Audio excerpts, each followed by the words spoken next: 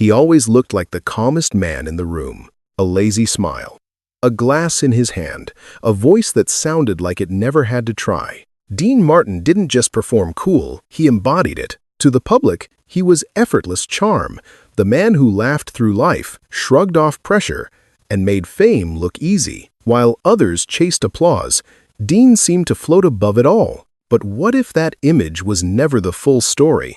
Behind the relaxed posture and slurred jokes was a man who rarely spoke, who often stood apart even in crowded rooms. Someone who learned early that silence could be safer than words. Someone who turned a carefully crafted persona into armor and wore it for decades. Dean Martin rose from rough beginnings, from fists and back rooms in a world that taught him how to survive before it taught him how to dream. He reached the highest levels of fame, sold millions of records, starred in films, ruled Las Vegas, and became part of the most powerful circle in Hollywood. Yet those closest to him noticed something unsettling. As the success grew, the man seemed to withdraw. Friendships fractured, marriages faded. And then came the moment that changed everything, a loss so deep that even the greatest performer could no longer hide behind the act. After that, the laughter slowed. The stage lights dimmed, and the man once known for never seeming bothered quietly stepped away. So the question isn't whether Dean Martin was a legend. That part is undeniable. The real question is this: did Dean Martin ever escape the role he created, or did he carry it with him all the way to the end? Before the world knew him as Dean Martin, he was a boy named Dino Paul Crosetti. He was born on the 7th of June, 1917, in Steubenville, Ohio, to an Italian immigrant family. Inside his home, English was never spoken. Italian was the only language Dino knew. That made school difficult from the very beginning. Dino didn't learn English until he was 5 years old, and by the time he entered school, the damage was already done. He struggled to keep up in class, and other children noticed his accent and his silence. He was bullied, and those early years left him feeling different and out of place. Later in life, Dean Martin would joke about those school days. He once said he had a bicycle, never missed a meal, and was simply too smart for those teachers. People laughed at the line, but beneath the humor was a truth he rarely admitted. School never felt like a place where he belonged. By the 10th grade, Dino had had enough. He dropped out and walked away from the classroom for good. That decision closed one door and opened a much harsher path. After leaving school, Dino tried to follow his father's wishes and learn the barber trade, but it didn't last. He drifted through a series of small jobs, working at gas stations, delivering milk, and clerking in drugstores. None of it held his attention. What did was boxing. Dino fought under the name Kid Crosetti, using his fists to earn money. He later admitted he fought in 12 matches and won only one. The losses left their mark: a broken nose, scarred lips, and damaged hands. He couldn't even afford proper hand wraps, which made the damage worse. It was a brutal way to survive, and Dino knew it couldn't last. When he later moved to New York City, he shared an apartment with another struggling entertainer, Sonny King. They were desperate for money, so desperate that they turned their apartment into an underground fight space, charging people to watch them box bare knuckle until someone was knocked out. Dino even knocked Sonny out in the first round of a real match once. But by then, he already knew the truth. Getting beaten up every day was not a future. So the question remains: if Dino Crosetti walked away from school, from boxing, and from everything familiar, what exactly was he running toward? After leaving boxing behind, Dino Crosetti still needed to survive. He found work in a place that lived in the shadows, an illegal casino hidden behind a tobacco shop. The money was better, even if the work wasn't clean. Dino worked as a roulette stickman and a blackjack dealer, spending his nights in smoke-filled rooms surrounded by gamblers and quiet danger. It was there, in that unlikely setting, that something unexpected happened. Dino began to sing. At first, he sang only for his coworkers. But people noticed. His voice stood out smooth, warm, and effortless. One of the men who heard him was Ernie McKay, the leader of a local band. McKay saw potential immediately and offered Dino a place in the group. Dino accepted, and for the first time, his life began to move in a different direction. He started performing in nightclubs around Ohio, using the stage name Dino Martini, inspired by the popular opera singer Nino Martini. The name fit the clubs, the mood, and the music. But the journey didn't stop there. In 1938, Dino joined the band of Sammy Watkins, a well-known bandleader at the time. Watkins took him on tour and gave him a piece of advice that would change everything. "Change your name," he told him. Dino listened. From that moment on, he became Dean Martin. By 1943, Dean Martin was living in New York City and performing full-time, but success didn't come instantly. He worked constantly, refining not just his voice, but his presence. He wasn't simply becoming a singer, he was shaping an image. Dean didn't walk on stage like other performers. He held a glass of whiskey. He looked relaxed, almost careless, as if nothing mattered. The audience loved it. What they didn't know was that this image wasn't spontaneous. Dean had borrowed it. He modeled his act after Phil Harris, a performer known for playing the role of a hard-drinking, woman-chasing showman. Dean adopted the style and made it his own. Over time, it became inseparable from his name. The persona worked perfectly. Fame followed. But the question quietly forms here. If Dean Martin was already playing a role so early in his career, where did the act end and where did the real man begin? In August 1944, Dean Martin's life took a sudden turn. While performing at the Glass Hat Club inside the Belmont Plaza Hotel in New York, he noticed a young comedian working nearby. The comedian's name was Jerry Lewis. Dean watched his act and approached him with a simple line. "Hey, I saw your act. You're a funny kid." That moment marked the beginning of one of the most successful partnerships in entertainment history. Dean Martin and Jerry Lewis quickly became friends and began appearing in each other's acts. They officially teamed up in 1946 and booked their first major performance together at the 500 Club in Atlantic City on July 24. The show was a disaster. The audience barely laughed, and the club owner, Skinny D'Amato, warned them they would be fired if the next show failed. Backstage, with their careers on the line, they made a last-minute decision. Jerry would pretend to be a clumsy busboy, constantly interrupting Dean while he tried to sing. He dropped dishes, caused chaos, and turned the stage into a mess. Dean responded by throwing bread rolls at him, trying to finish his songs while everything fell apart. This time, the audience loved it. The act felt spontaneous, unpredictable, and unlike anything people had seen before.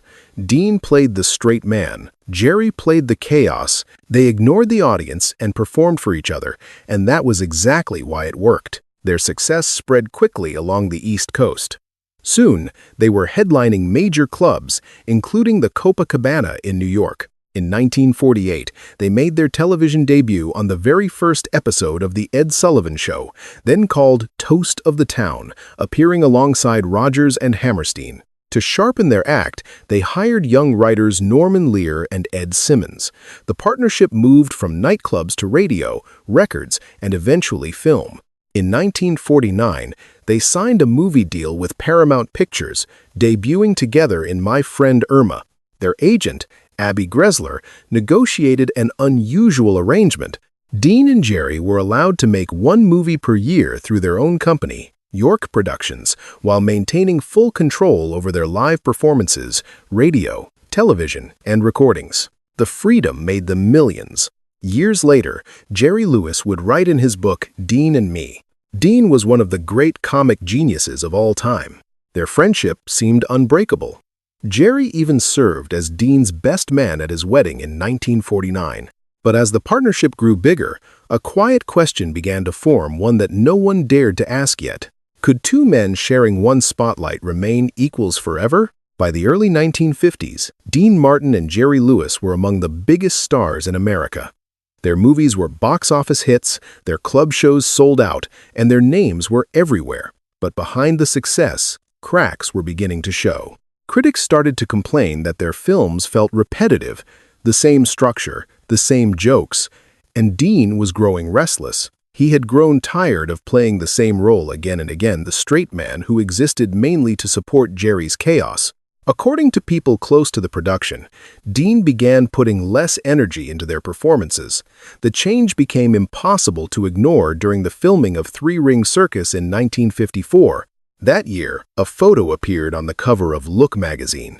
It featured Jerry Lewis alongside actress Cherie North. Dean Martin was nowhere to be seen, cut entirely out of the image. When Dean saw the magazine, he was furious. Their publicity manager, Jack Keller, later recalled the moment clearly. Dean stormed onto the set holding the magazine, threw it at Keller, and unleashed his anger. For Dean, it wasn't just about a photograph. It was about what the photograph represented. Jerry Lewis noticed the shift as well. He remembered Dean's mood changing. One day, Dean said something that sounded almost casual, but carried real weight. "Anytime you want to call it quits," Dean told him, "just let me know." The fun was gone. Dean later explained his frustration in blunt terms. He asked why he should bother showing up on time when there was not a damn thing for him to do. In Three Ring Circus, he didn't even sing until 35 minutes into the film, and when he finally did, it was an old song, "It's a Big, Wide, Wonderful World," performed to animals. The imbalance was clear. What once felt like a partnership now felt one-sided. Still, Dean remained professional. He finished every obligation and honored the contract, but the decision had already been made. On the 25th of July 1956, exactly 10 years after their first performance together, Dean Martin and Jerry Lewis officially ended their partnership. There was no public explosion, no dramatic farewell. Dean simply walked away. And with that quiet exit, a question lingered. When the man known for making people laugh stopped enjoying the laughter, what was he really leaving behind? After the breakup with Jerry Lewis, Dean Martin did not disappear. Instead, he shifted his focus to singing and acting and quickly became one of the biggest names in Las Vegas. It was there that he joined a legendary group of entertainers known as the Rat Pack. The group included Frank Sinatra, Sammy Davis Jr., Joey Bishop, and Peter Lawford. Together, they became symbols of glamour, excess, and late-night Vegas culture: sharp suits, heavy drinking, laughter, and long nights. To the public, Dean Martin appeared to be the wildest of them all. Frank Sinatra once joked that Dean had a permanent tan because he found a bar with a skylight. The image stuck. Fans believed Dean lived the party harder than anyone else in the group, but according to those who knew him, that image was misleading. While the rest of the Rat Pack often stayed out until morning, Dean was usually the first to leave. He performed his set, said his goodbyes, and went home. He wasn't interested in endless partying. He simply liked doing things his own way. Comedian Tom Dries, who opened for Sinatra, later said that Dean's quiet, independent style often annoyed Frank at first, but over time, Sinatra grew to respect it. Dean wasn't trying to compete. He wasn't trying to dominate the room. He did not need to be the loudest voice to be noticed. Despite their differences, Dean and Frank shared a deep friendship. Dean's daughter Diana later said that watching them on stage together was powerful because you could see the respect and affection in their eyes. Their bond extended beyond the spotlight. Their families were close, and their connection felt more like brotherhood than show business. Still, even inside this powerful circle, Dean remained slightly apart. He was present but never fully absorbed. And that raises a quiet question. In a group built on noise, excess, and attention, was Dean Martin ever truly at home? By the time Dean Martin became a permanent presence in Las Vegas, the world around him had already grown darker and more complicated. This was not unfamiliar territory.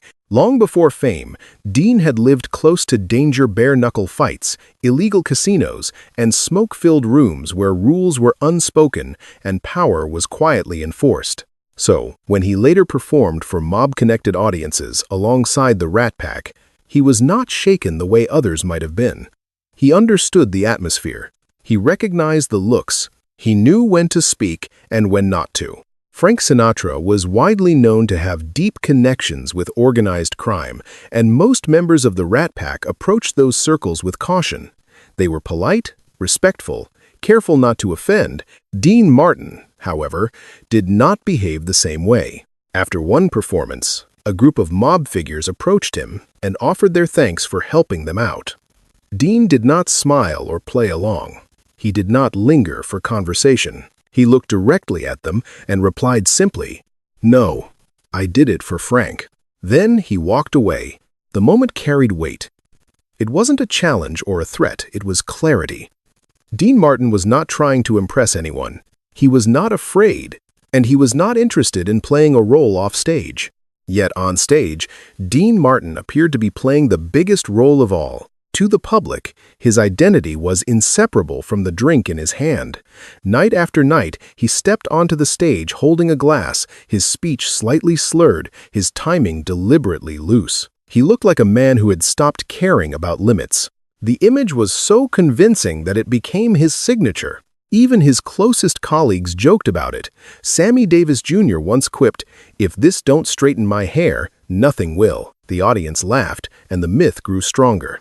But the truth was far less chaotic. Behind the scenes, those who worked closely with Dean knew the reality. His backup singer, Patty Gribben, later explained that the glass Dean carried on stage usually held Martinelli's apple juice, not alcohol. The looseness, the slurred words, the casual swagger were carefully constructed elements of a performance. Dean himself eventually confirmed it. In an interview with the Saturday Evening Post, he admitted that he drank about 1/10 as much as I pretend to. The exaggeration was intentional. The illusion was deliberate. What the audience believed was spontaneity was, in fact, precision. Dean Martin had created a character who looked careless but was anything but. The act allowed him to remain distant, protected, and unreadable. It let him be present without revealing anything personal. The crowd saw a man who didn't take life seriously, but they never saw how tightly controlled that image really was. And that leads to a deeper question. If the drinking was staged, if the looseness was calculated, and if even fearlessness could be performed, how much of Dean Martin was ever allowed to exist without a mask? By the mid-1960s, Dean Martin no longer needed to prove who he was. His records sold, his films were known, his name alone filled rooms. So when NBC approached him with an offer for his own variety show, Dean agreed, but only on his terms. Those terms were unusual. Dean told the network he would work only on Sundays. He said he didn't want to rehearse. And most importantly, he wanted ownership of the show after it aired once. NBC accepted every condition. The arrangement raised eyebrows, but Dean didn't explain himself. He didn't argue his case. He didn't negotiate publicly. He simply stated what he would do and what he wouldn't. What made this setup even more surprising was how little Dean appeared during preparation. He rarely attended rehearsals. Instead, a stand-in went through the entire routine with the dancers, musicians, and guest stars. Sometimes, if there wasn't a football game on television, Dean would watch the rehearsal quietly on a monitor from his dressing room. When the cameras finally rolled, he walked onto the stage as if he had been there the entire time. The result was The Dean Martin Show, which premiered in 1965 and ran until 1974. It became one of the most successful variety shows on television, drawing as many as 40 million viewers. Audiences were drawn to the same thing they had always loved, the sense that Dean wasn't trying. He sang. He joked. He interacted with guests as if nothing were scripted. The looseness felt real. The pauses felt natural. The mistakes felt unplanned. And that was the illusion.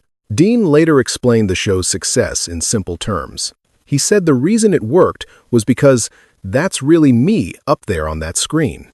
He insisted nothing about it was phony. To him, the absence of rehearsal wasn't laziness, it was control. By this point, Dean had learned exactly how much of himself to give the audience and how much to keep. The show allowed him to remain relaxed, distant, and entirely in charge. No one pushed him, no one rushed him, no one told him how to perform. Even Elvis Presley noticed. Although Elvis had a complicated relationship with performers like Frank Sinatra, he admired Dean deeply. Dean was one of Elvis's early singing idols, and at one concert, Elvis sang "Everybody Loves Somebody" with Dean sitting in the audience.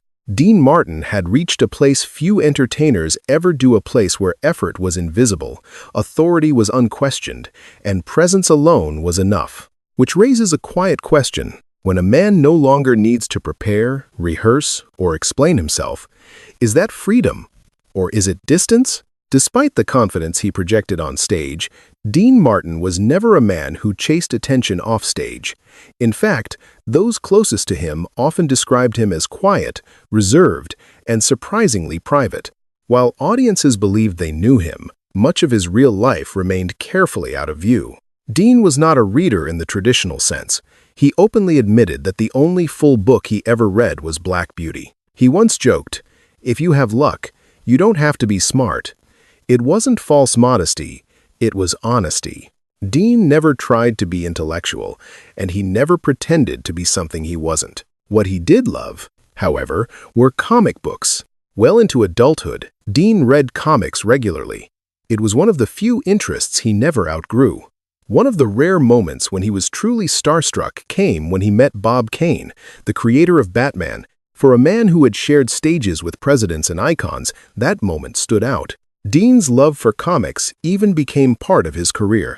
Together with Jerry Lewis, he starred in a comic book series titled The Adventures of Dean Martin and Jerry Lewis, which ran for 40 issues between 1952 and 1957. It was a playful extension of their public image, but it also revealed something more personal.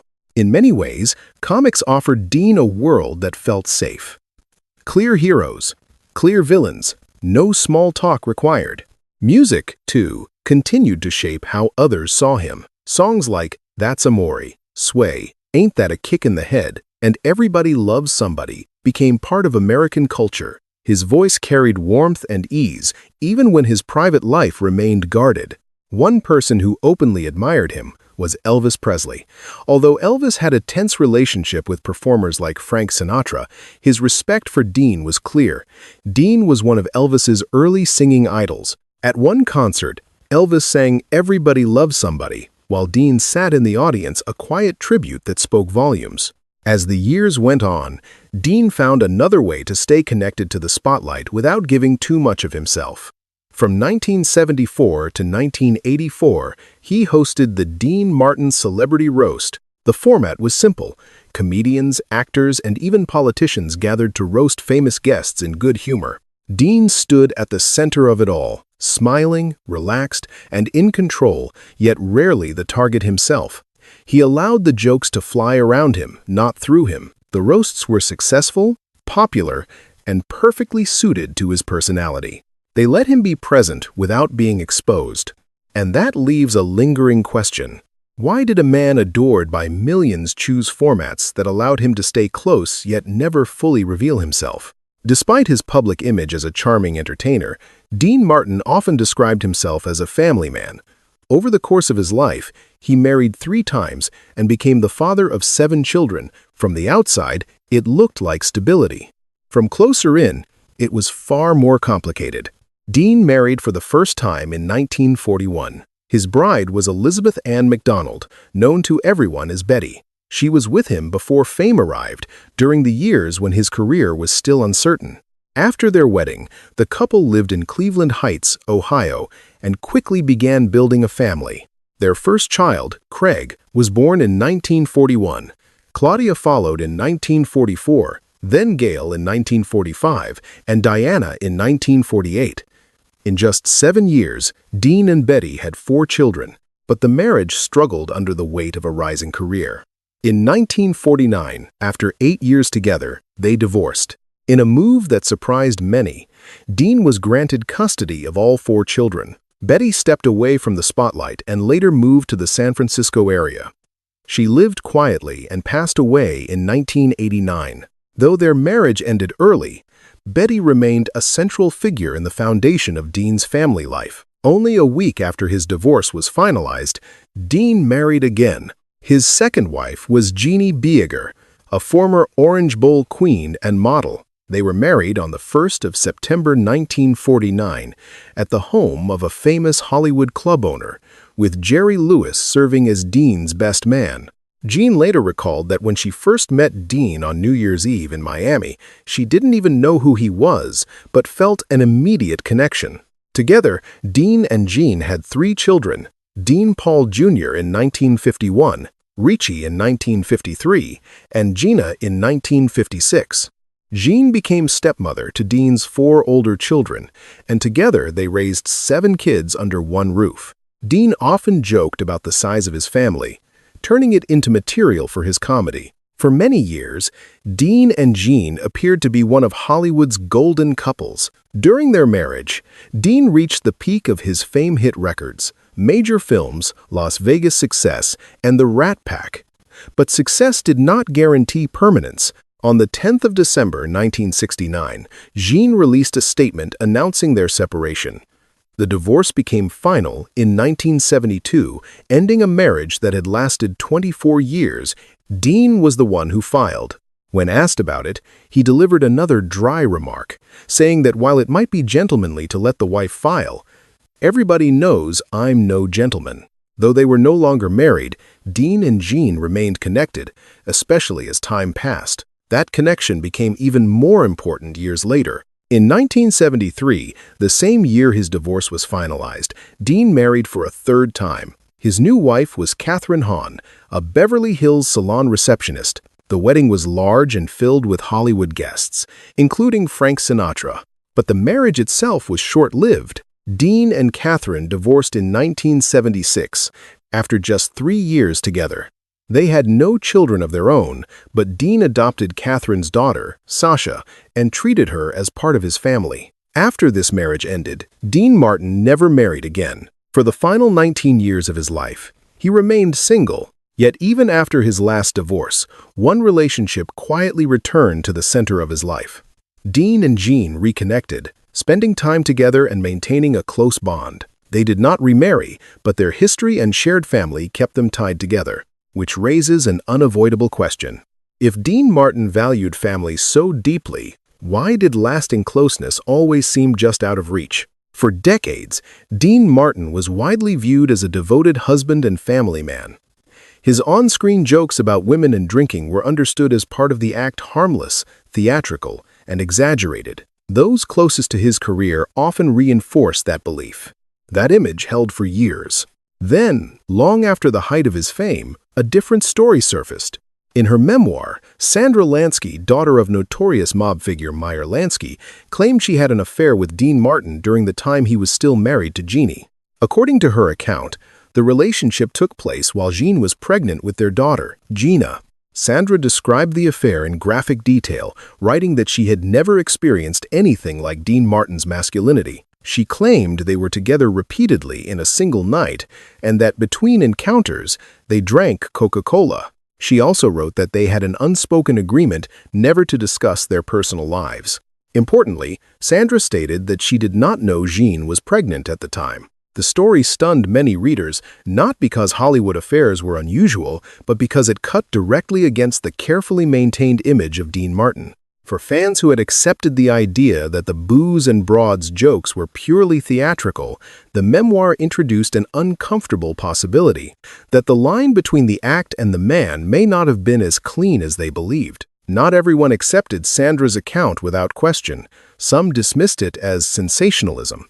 Others pointed out that it appeared decades later when Dean was no longer alive to respond, but the story lingered not as proof, but as fracture. Lee Hale, the musical director of The Dean Martin Show, once said that viewers believed Dean was a good husband and father, and that the jokes were simply part of the persona. That belief had protected his image for years. Sandra's story didn't erase that image, but it complicated it. It suggested that even behind the calm smile and effortless charm, Dean Martin was still a man capable of contradiction, secrecy, and mistakes.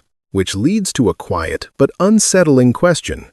If the image was so carefully constructed, how much of it was performance and how much was truth? In 1987, the life Dean Martin had spent decades carefully controlling finally slipped out of his hands. That year, his son Dean Paul Martin Jr. was killed in a military jet crash. He was only 35 years old. For Dean, the loss was devastating. Those close to him said it wasn't just grief, it was rupture.